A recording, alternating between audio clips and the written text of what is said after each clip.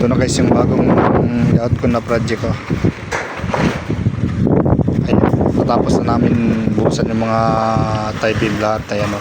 Tapos ayun, pinasintadahan ko na yung bakod.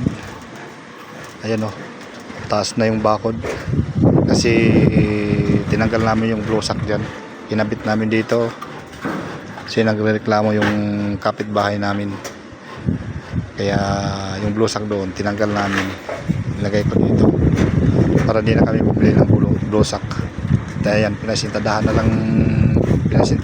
ko na lang yung bakod habang nagantay kami ng panambak namin. Wala pa ng panambak na lupa, kaya pinasintadahan ko muna doon. Ayan, mataas na siya. Kanina lang sila nag-umpisa. Yung umaga ano pa sila,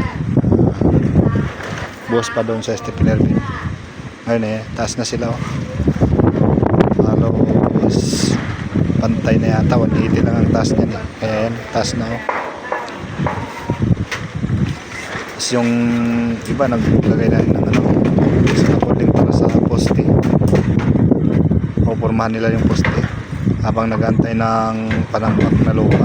Kasi ayan, ito yung tambakan namin. Nag-order na ako ng panambak, baka bukas darating na yung panambak namin. Ayan, napapasok lang kasi namin ngayon kasi kahapon wala kami pasok, holiday nga dito, kaya hindi kami nakapasok kahapon. Ngayon lang din. Ayan, laki na nang nagagawa namin dito. Wala pang higit pala isang buwan to. Ayan guys oh.